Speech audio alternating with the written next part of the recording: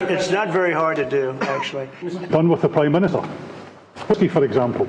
Well, I have great love for Scotland. You know, my mother loved Scotland, and she loved the Queen. I don't know, I might hurt myself by saying that the monarchists are going to like it. Some other people would, but she loved the Queen. Whenever the Queen was on television, she wanted to watch. And she would come back religiously. She'd come back to Scotland once a year with my sister Marion, primarily, and sometimes my sister Elizabeth also. But they love this part of the world. And, you know, we're talking about the Isle of Lewis. We're talking about serious Scotland. That's serious Scotland. There was no doubt about it. So, yeah, it gives me a feeling, you know, it's different. You go to another country, you have no relationship to it. You get, like, maybe the head of the country or something. But it's different when your mother was born, Stornoway.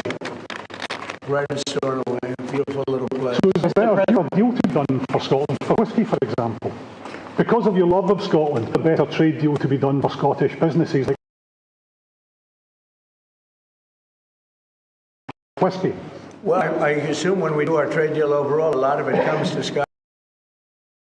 It's a very good deal for the whole United Kingdom, and we've already achieved great for the deal, and we'll achieve even more as we work together. Mr. President, A lot of it is going to Scotland. I mean, I do know that, but I mean, we're dealing with the UK.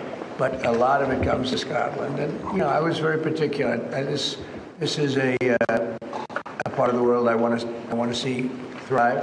It's going to thrive. Mr. President, back to Gaza, you talk about Hamas stealing food and stealing aid. What responsibility does Israel have for limiting aid to the region? And if I could ask a follow-up to the Prime Minister, what pressure can be put on Israel, and is that something that you and the United States could work on together? Israel has a lot of responsibility. They're hampered by the fact that you still have 20 hostages or so. And the people of Israel are very concerned about the 20 hostages. It's very interesting. You could say they could be more concerned about retribution than the 20 hostages, but they really want the 20 hostages to survive and live to make it. You know, many of the hostages came to my office in the Oval Office, and I was amazed by, I would ask them the question, was there any sign of love, any sign of, when you were a hostage and you have all of these people from Hamas, sometimes 100, sometimes 10, sometimes 2, but you're a hostage, you're being stored in a pipe. It's not even really, you know, a cave, pipe, a little pipe. And some said they didn't think they were losing air, there wasn't enough air, and they'd open up the pipe just in time, but they didn't do it on purpose. They just happened to open it. They got lucky. But I said, did they ever wink at you and say, like, don't worry, you're going to be okay? Did they ever give you some extra food, even if it was a piece of bread? Did they ever give you anything during that time? And some were 500 days now, right? It's a long time, a year and a half, more than that. And not one person said there was any love from anybody. You know, in other words, you have hundreds of people, and you see it in the movies where somebody's a prisoner and somebody's helping. You even see it with Germany, where people would be let into a house and live in an attic in secret. You know, you see signs of stuff. I said, did you see anything like, did they wink at you? Did they say, don't worry, you're going to be okay? I ask that question all the time. I've never received one answer that said, yeah, they really wanted to help. No, the hatred is just incredible. But, sir, on the access to food issue, what Israel do, and again to the Prime Minister as well? Well, I think Israel can do it. I will say that Iran, I think it themselves in this last negotiation. Can you imagine the beating they took? What their nuclear possibilities? They can start again. If they do, we'll wipe it out faster than you can wave your finger at it. We'll have to do that. We will do that gladly, openly and gladly. Iran's been sending out bad signals, I'll tell you. For a country that just got wiped out, they've been sending very bad signals, very nasty signals. And they shouldn't be doing that. They shouldn't be doing that. They were talking about things that they shouldn't be talking about. They were interviewed on a recent show, and the foreign minister saying things talking about shouldn't be saying. And I think they got involved in this negotiation, telling Hamas and giving Hamas signals and orders, and that's not good. That's not good. I would say that we need to get the hostages out. They've been held for a very, very long time, and we must always start from there. But also recognise the situation on the ground in Gaza is absolutely intolerable, and I think that certainly speaking for the British public and myself, those images of starving children in particular are revolting.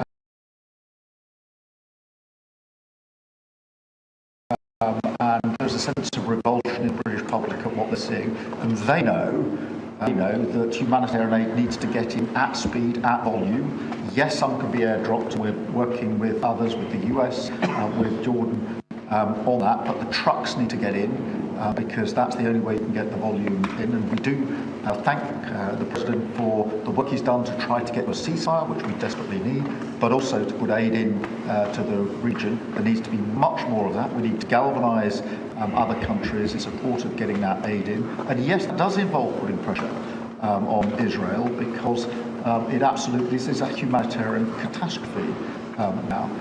We also need to look beyond that situation to what then happens in the event which is desperately needed. And that's why I'm really pleased that we're having a peace plan would look like after that, the component parts of that, have to be really clear at this point that Hamas can play no part in any future governance in Palestine and in Gaza, and it's really important that we're clear about what took the hostages and giving out passport after the terrorist organisation. But I think today the focus has to be on getting that humanitarian aid in. Mr. President, will the UK avoid your pharmaceutical tariffs, and will it happen before August the 1st? Pressing on pharmaceuticals sometime in the very near future. We have pharmaceuticals. We want to bring a lot of the pharmaceuticals back to America where they should be. If you look at COVID, it sort of taught us a lesson. Getting our pharmaceuticals from other countries, we almost didn't make any. We used to make them. We're going to want to be making a lot of them ourselves, all of them in a sense. But you also have a good pharmaceutical business. We'll be dealing with you on pharmaceuticals. And we certainly feel a lot better with your country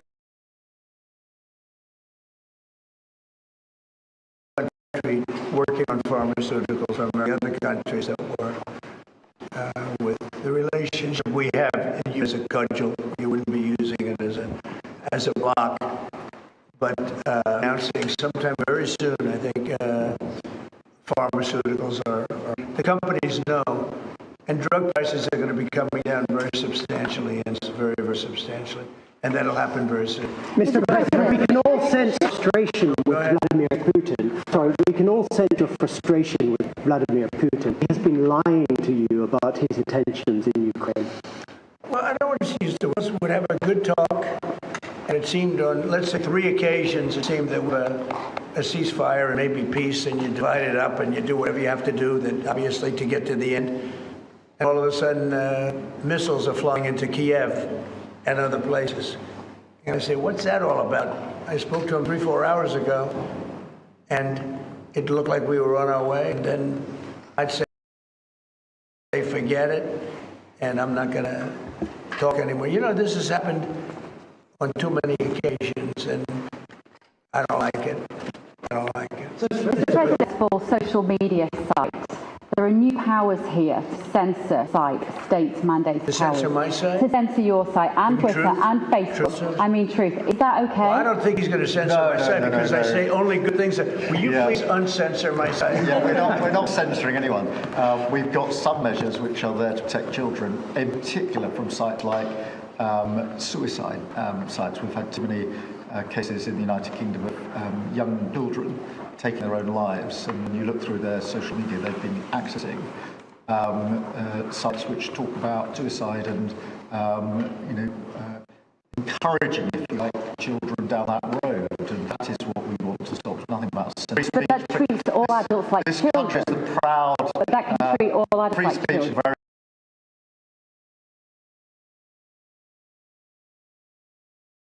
very long time. We're very, very proud of it.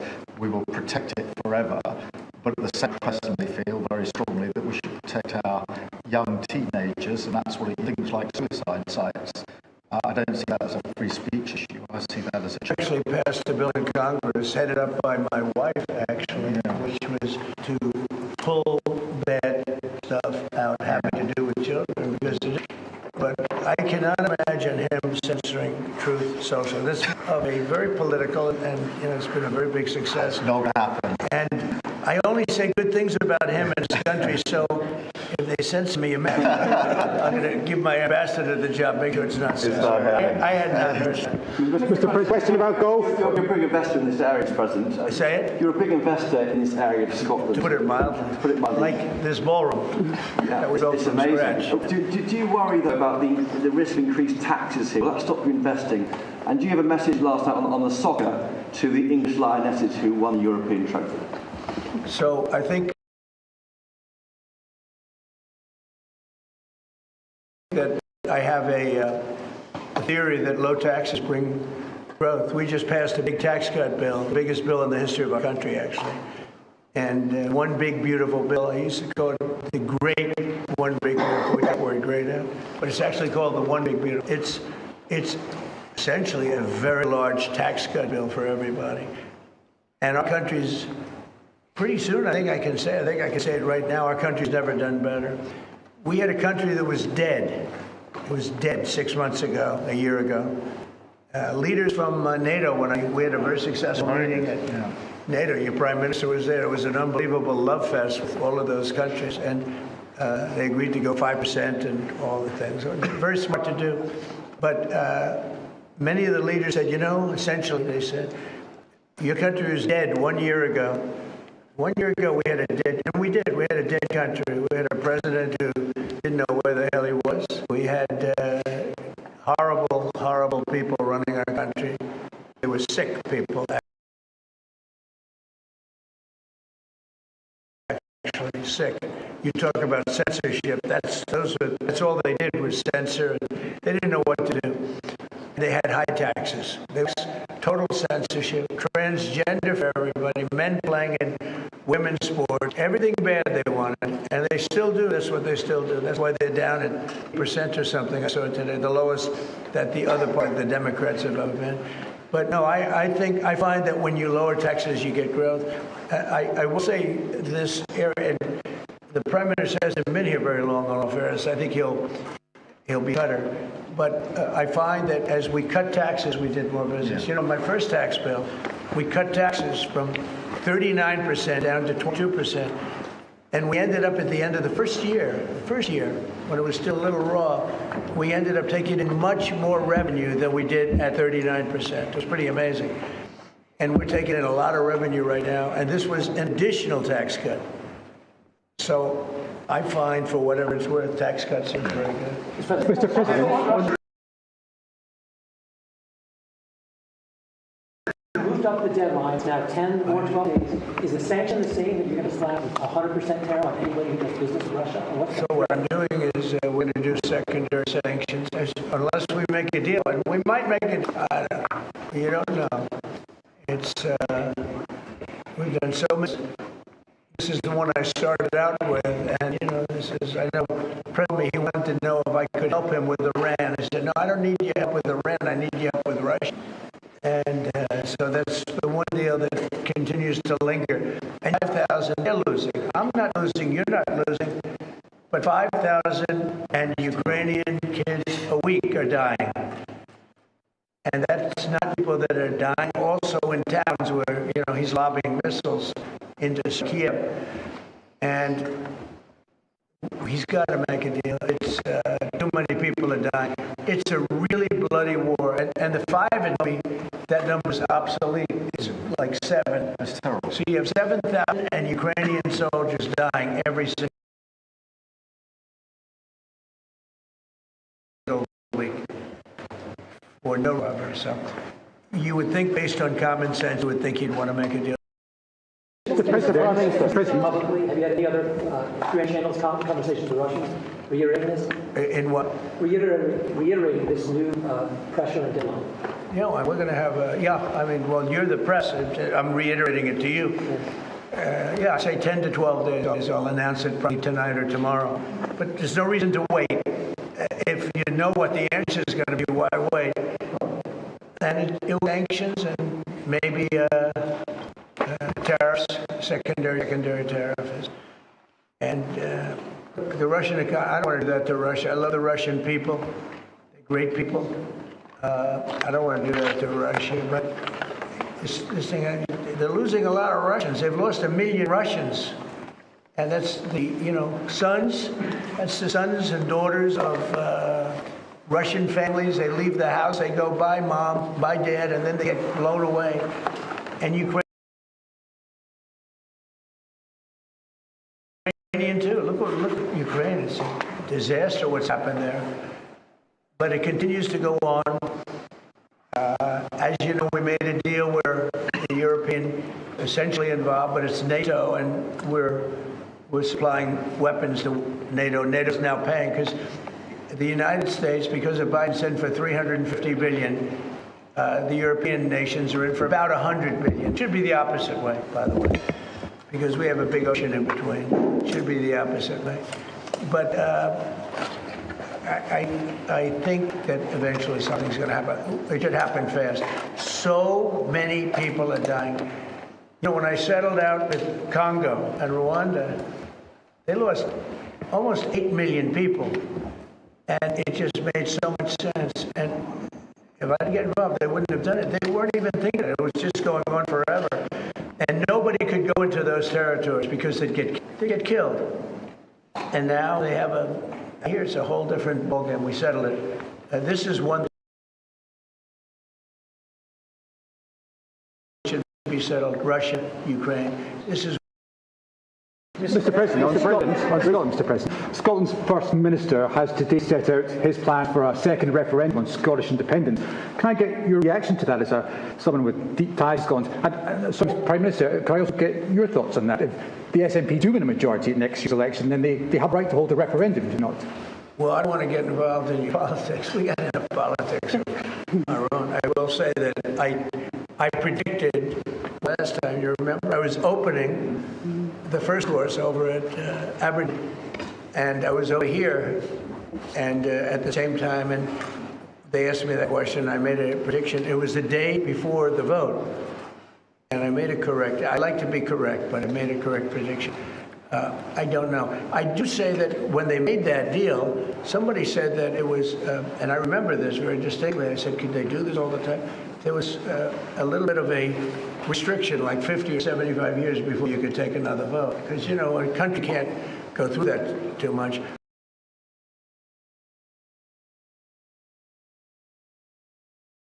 I don't know the First Minister, but I've heard great things about him. I've spoken to him. I hear very good things about him today, so maybe I'll have a better opinion. And let me answer that straightforwardly, because I believe in a stronger Scotland, in a better United Kingdom. And I think that at a time like this, when it's quite clear that there's uncertainty and volatility around the world, the strength of the United Kingdom together is very important for all four nations, very important for Scotland. And that should be our priority, that should be our focus. Not on the politics, which feels like the politics of yesteryear now, at a time like this. And I think that the First Minister should probably focus more on his delivery in Scotland, the constitutional issues, and we might have a better health service in Scotland. But at a time like this, I think the United Kingdom is always stronger as four nations. I think that's better for all four nations. I think that's how Scotland is stronger. Look at the deal that we've been able to do with the United States, a really important deal that we made just months ago. That is what the United Kingdom can do when we act as a powerful set of four nations together, and there are very many other examples. Mr. President, you toured the Federal Reserve last week, and they are set to meet this week. Do you think your visit bears a potential rate cut, or how do you see things shaking out this week? Well, it's interesting. I did tour them. And if you look here like 14, 15 years ago. We've had it a long time. It's been an honor to have Turnberry. But I was on much more opulent walls, ceilings, floors. We had to do this. And we did a very great job. I mean, you see how beautiful it is inside. Everything was saved. Everything was preserved. We had ceilings that were in bad shape. They were falling down. It was very old. Wasn't properly maintained. Now it's brand new and beautiful, and we saved everything. You took a look and you were sort of commenting the coloring. Now this is a brand new building, but if you look outside, it's equally opulent and beautiful. And we didn't do that by spending, hundreds of millions of dollars in surrounding a railing underneath the area that you're painting. And I've never seen that like that. Brand new, beautiful plywood, very expensive, wrapped around a figurine or a railing to preserve it. But you don't have to do that. You can just wrap a cloth, they call it a blanket. And you don't even have to do that if you're careful when you're doing the ceiling. But I don't know what they did. They'd take down a ceiling and put up a new ceiling. And the new ceiling had no opulence to it. They'd fix the ceiling. But I would say that all I need is a good plaster and a can of paint. And, they spent $3.9 billion.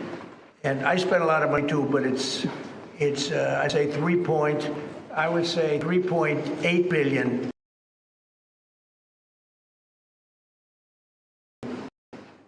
Less, meaning I spent probably $100 million making this place incredible.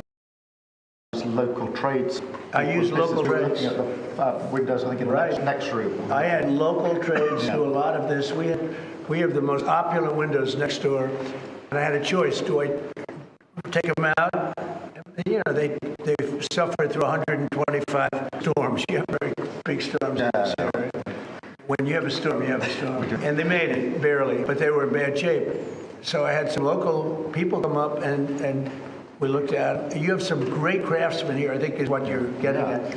And they said, sir, honestly, they've had it. We can copy it and do it much better. And they did. If you take a look at the windows in the various dining rooms, they're magnificent. And they're new, and they're much better looking than what was there. Same exact look, other than a much higher quality. But do you foresee a rate cut? And they're local people. I used a lot of your local people. You have really great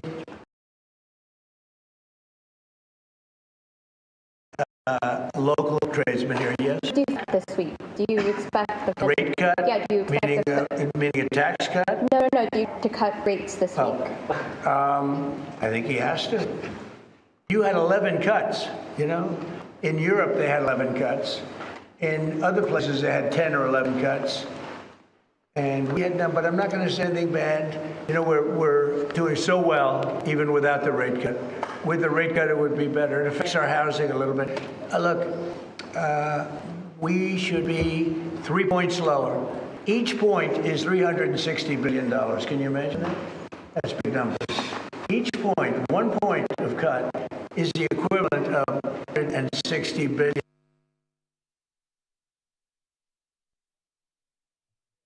Scotland में अमेरिकी सदर Donald Trump और बरतानवी वज़ीर आज़म sir के Starmer की जानिब से media से गुफ्तगू का सिलसिला जारी है और डोनाल्ड ट्रंप की जानिब से कहा गया है कि हम ह्यूमैनिटेरियन बेसिस पर गजा के लोगों को एड फराहम करना चाहते हैं. He leaves very soon, so it's like one of those things, but I'll miss him greatly. I'll miss him. अमेरिकी सदर डोनाल्ड ट्रंप और बरतानवी वज़ीर आज़म सर कीर स्टारमर की मीडिया से गुफ्तगू का सिलसिला जारी है, इसका कुछ हिस्सा आपने मुलाहिज़ा किया. खबरों का सिलसिला जारी है, वापस आएंगे ब्रेक के बाद. देखते रहिए GTV न्यूज़.